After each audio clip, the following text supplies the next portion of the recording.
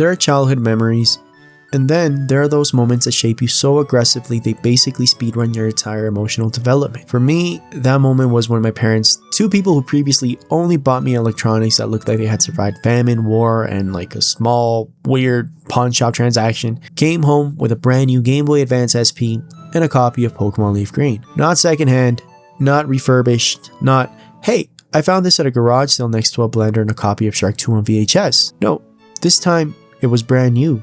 It was sealed. It had the factory set included. And before that day, my gaming setup was essentially an archaeological dig. Everyone else was playing GameCube and PS2 like normal children, while I was at home blowing dust out of my N64 cartridges like I was trying to revive an ancient civilization. My console made noises that sounded medically concerning. The controller stick leaned permanently to the left for some reason, like it had unresolved political tension or something. And yet, I mean, that was my childhood. But the GBA SP, I don't like saying that, the SP changed everything. Suddenly, I had portable power.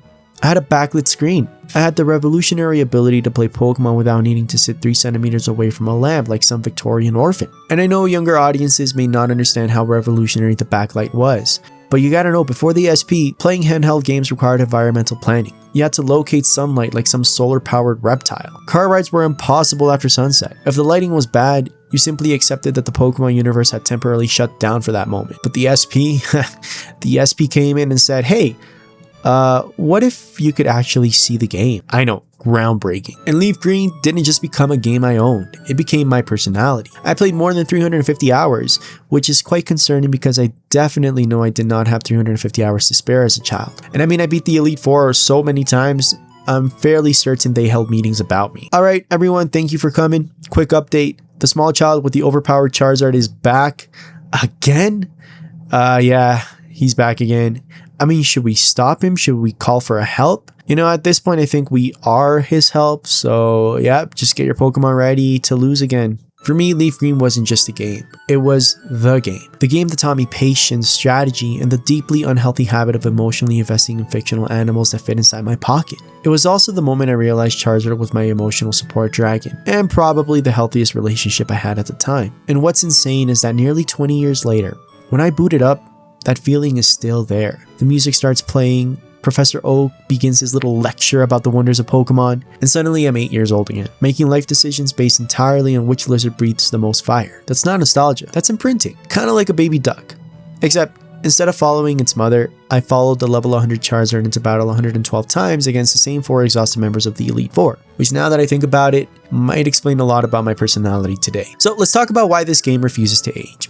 Pokemon LeafGreen and Fire Red, they're one of those games that age like Andrea Pirlo. They don't wrinkle, they don't sag, they don't suddenly reinvent themselves and come back with emotional baggage and a battle pass or something. They kind of just exist, perfectly composed, like a cockroach with a great personality and surprisingly strong brand recognition. And I mean, modern open world games try to impress you with giant maps, complicated mechanics, morally ambiguous quest lines, crafting systems, skill trees, reputation meters, weather cycles, fishing mechanics, and NPCs who blink realistically and appear to have a richer social life than you.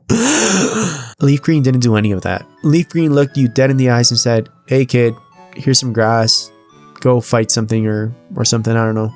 And I said, okay. I mean, the formula was criminally simple and dangerously effective at the same time. It was just walk, battle, level up, feel like a god. And the beautiful thing is that this game never pretends to be more complicated than it is.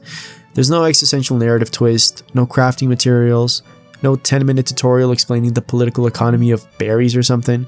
Professor Oak basically comes in and hands you a lizard and says, hey kid, go outside and commit organized animal combat if you want, I don't know, do whatever you want, I don't care. And you do.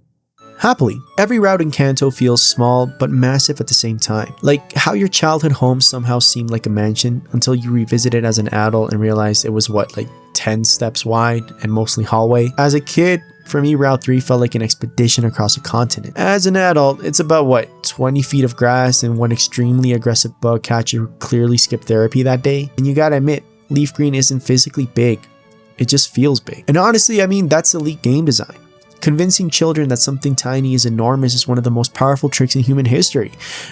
Wait, that sounds weird. But what I meant to say, or what I really mean, is that Pokemon made us believe that the game was big, even though what, there were 3 trees and a fence? And its replayability? Yeah, it's off the charts. Not in the nostalgia goggles way, I mean in the deeply uncomfortable, why does this still emotionally satisfy me more than my adult accomplishments way? You boot it up thinking you'll play for what, 20 minutes? And suddenly it's 2 hours later and you've reorganized your entire team composition like you're preparing for a NATO summit. You didn't need DLC, you didn't need seasonal updates, you didn't need a 12-month content roadmap explaining when the actual fun would arrive. LeafGreen just worked. Meanwhile, modern games sometimes launch like a beta test that accidentally escaped into the wild. And I mean, don't get me wrong, I love modern games, but occasionally I feel like they're trying to negotiate my attention with a legal contract. Hey, if you log in every day for 6 months, we will allow you to unlock pants in this game. Yeah, LeafGreen never did that. LeafGreen handed you a cartridge and said, the entire game is here, good luck small child. And the cartridge delivered pure, concentrated serotonin through 32 bits of pure ambition. But the craziest part, when newer Pokemon games came out, when graphics improved, when worlds got bigger, when mechanics got more complex, I still found myself thinking the same thing. This is great. But where's Kanto? Because for me, Kanto feels fundamental. The music hits different. The pacing is perfect. The progression makes sense. You start in a tiny town, fight a few bugs, slowly become a regional menace, dismantle an organized crime syndicate run by a man with an Italian mob boss haircut, and eventually overthrow the Pokemon League like a small-scale reptile-based revolution. The arc, I mean, it's timeless. Kanto isn't just a region. It's the blueprint, the original architectural drawing of what Pokemon was supposed to feel like before the franchise grew into a multi-billion-dollar empire capable of selling plush toys to every demographic including confused adults, yeah, like myself. And somehow, even after 20 years of technological progress, larger worlds, better graphics, and increasingly ambitious mechanics, LeafGreen still holds up, which is honestly suspicious. Because if a tiny Game Boy Advance game from 2004 can still compete with modern releases, that either means Nintendo achieved design perfection, or the rest of the industry has been making things unnecessarily complicated for the past 2 decades. I think possibly both are right. To understand the power of LeafGreen, we do have to go back and talk about the franchise itself. At some point, we as a society need to acknowledge something deeply unsettling. Pokemon is way too powerful. No franchise should generate this much money unless they're secretly running a small country on the side. Pokemon makes money that rivals Marvel, Star Wars, Harry Potter, and several global economies that are technically still functioning but emotionally exhausted. And at this point, I wouldn't be surprised if the GDP of Kanto alone could stabilize multiple international currencies if I'm honest. And LeafGreen is part of the reason the brand became unstoppable. Because LeafGreen and Fire Red didn't just entertain children, it indoctrinated them. And not in an evil way. More in the extremely polite, colorful, monster collecting way where you accidentally form a lifelong emotional attachment to imaginary creatures that evolve when exposed to radioactive stones. LeafGreen appealed to literally everyone. Kids with short attention spans, like me, teenagers with unresolved anger issues, like me, and adults replaying the game 20 years later because life hasn't been the same since taxes entered the chat and suddenly paying rent feels less satisfying than defeating a fictional dragon with flamethrower, like me. Pokemon doesn't just create fans, it creates imprinting. People don't casually like Pokemon, they emotionally attach it the same way baby animals imprint on the first thing they see. Except, instead of following their mother around, we followed a pixelated turtle that shot water cannons out of its shoulders and somehow accepted that as normal. Your first Pokemon isn't just a creature, it's basically like your first child. Except it actually listens to you, it evolves when you invest time into it, and doesn't eventually ask to borrow your car. And the emotional hook, that's why the franchise never really slowed down. Pokemon didn't just become popular. It became infrastructure. It embedded itself into childhood so efficiently that millions of people grew up carrying these creatures in their memory, like emotional support animals made entirely out of pixels. And every few years, the franchise evolves again. New regions, new mechanics, new Pokemon that somehow always manage to look like either a mythological creature or an appliance that gained consciousness. The worlds get bigger, the systems get more complex, the graphics improve, Pokemon start attending school, making sandwiches, and I mean, maybe applying for mortgages, because I think Mr. Mime definitely has a family on the side or something. And yet, no matter how large the franchise grows, something interesting keeps happening. People keep coming back to Kanto, which brings us to something that, frankly, matters more than people realize. The new Switch ports of LeafGreen and Fire Red. Because this isn't just a convenience feature. It's not just about resolution bumps or modern hardware or the ability to play on your couch without hunting down a 20-year-old cartridge that may or may not have a battery that died sometime during the Obama administration. It's about preservation. For years, playing LeafGreen meant entering the strange legal gray zone of retro gaming. You either tracked down an expensive cartridge online and prayed it was real, or you navigated emulators like you were participating in a small but emotionally justified cybercrime. And now, it's just there. On the Switch, accessible, legitimate, portable again, which quite frankly is poetic. considering portability is exactly where my story began. A tiny clamshell console, a glowing screen, and a child sitting 3 inches away from it like he was studying for the most important exam of his life. Booting it up now on the Switch doesn't feel like replacing a relic though. It feels more like reopening a chapter of my life that never actually closed.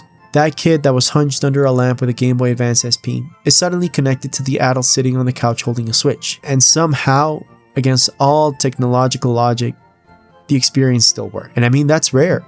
Most things from childhood collapse under scrutiny. Old cartoons feel slower, old toys feel smaller, old games sometimes feel clunky in ways that remind you technology has moved on. Yet, LeafGreen doesn't. LeafGreen just sits there calmly, like a professor who knows the lecture is still good even if the classroom gets renovated. And the fact that Nintendo brought it forward onto modern hardware, it's quite profound. Because it's not just nostalgia. It's validation. It's Nintendo looking at millions of players who spend hours and hours wandering through tall grass and saying, yeah, that mattered. And the strange part, it still matters. Now I'm going to get into the emotional side of things, but don't worry, I'm going to be short. I'm going to talk about my experience with Leaf. For me, the game, it wasn't just my first new game. It wasn't just a cartridge I owned or a thing I played when I was bored. It was the first game that made me realize gaming didn't have to be lonely, which up until that point had been my entire strategy. I had a routine growing up. Every Saturday, my parents would disappear for hours to play equavoli. Now, if you're unfamiliar with equavoli, imagine volleyball, but remove the safety, the softness, and the basic concern for human joints. It's play 3v3 on cement with a ball that feels like it was forged in the medieval times. You played under the sun, while grown men loudly bet money they absolutely should not be betting. Like I said, real men. And meanwhile, the adults, they were risking their and our financial stability and possibly their knees. My cousins and I were risking something far more serious. Our Pokemon reputations. We would sit in a circle with our GBAs playing Leaf Green and Fire Red. I mean, that was like the Ecuadorian equivalent of a LAN party. Except instead of high-speed internet and gaming chairs, we had the grass, tangled link cables, and the constant threat of someone's mom calling us inside for juice or something. And for me, the first time in my life, something miraculous happened in that moment. We all owned the same console. We all owned the same game. You have to understand how rare that was. Childhood gaming was usually an economic lottery. One kid had the new console, another kid had something from 2 generations ago, and one poor soul was still emotionally invested in a leapfrog device. But suddenly, we were all equal. We battled, we traded, we helped each other evolve our Pokemon like a tiny underground economy that absolutely would have been illegal if the Pokemon League had any form of regulation. Someone needed a Gengar? Trade operation. Someone needed an Alakazam? Link cable diplomacy. Someone accidentally released their starter and was having a full emotional breakdown? Crisis management. It was magical. And then, of course, there was my beautiful Charizard. My fiery, loyal Charizard. This pixelated dragon meant everything to me. I treated him like royalty. Max potions? For him. Revives? For him. Rare candies? Also for him. The rest of my team kind of survived on scraps and emotional neglect like background characters in a medieval village, to be honest. But not my Charizard. If Charizard fainted, I faint. We were spiritually connected like 2 idiots sharing one brain cell in a deeply concerning level of emotional dependency. And because I was such a normal child with perfectly balanced priorities, I beat the Elite 412 times. Yes, I counted. Because at the time, beating the Elite Four felt the closest thing I could have ever imagined to personal success. Other kids were developing hobbies and social skills. I was running a small-scale reptile-based dictatorship inside a Game Boy cartridge. But here's the strange part. Now, years later, I'm replaying Pokemon Leaf Green again. It's the same graphics, the same music, the same atmosphere, the same pixels, and it feels incredible. Raising Pokemon again, even with the exact same sprites and the same mechanics, still feels meaningful, still feels exciting, still feels like opening a door that was quietly waiting for me this entire time. Because I'm not just replaying a game, I'm reconnecting with a version of myself that genuinely believed anything was possible, as long as your Charizard was level 100 and you had enough revives. And honestly, that version of me might have been onto something. So all in all, I mean, Pokemon Leaf Green shouldn't still hit as hard as it does. On paper, it's a tiny Game Boy Advance remake from 2004. The graphics are simple, the mechanics are straightforward. The world is small enough that you can walk across the entire region faster than it takes modern games to load a fast travel menu. And yet somehow, hey, still works. Not in a polite, this aged well way, in a deeply suspicious way. Because when you boot it up, the same thing happens every time. The music starts, Professor Oak begins explaining the basic concept of Pokemon as if it's like brand new information, and suddenly you're right back there. standing in Pallet Town, making the most important decision an 8-year-old can make. Which one of these pixels will define my personality for the next 20 years? And that's the strange power of this game. LeafGreen isn't just nostalgia, it's a time capsule. For some, it could be the game your parents bought you brand new when most of your electronics have previously lived complicated lives before reaching your house. It's the Sundays sitting in a circle with your cousins training Pokemon like small-time smugglers. It's the Elite Four losing their dignity for the 112th time because a small child refused to move on with his life. It's Charizard still standing there, still level 100, still carrying an emotional, unhealthy portion of my childhood expectations. And now with the new ports on the Switch, something kind of amazing happened. LeafGreen didn't just survive, it came back. Not as a remake, not as a reinterpretation, just the same game. Quietly sitting there on modern hardware like a retired legend who still shows up to the gym and immediately embarrasses everyone half their age. Putting it up on the Switch feels strange in the best way. The screen is bigger, the console is newer, the world outside your window is completely different.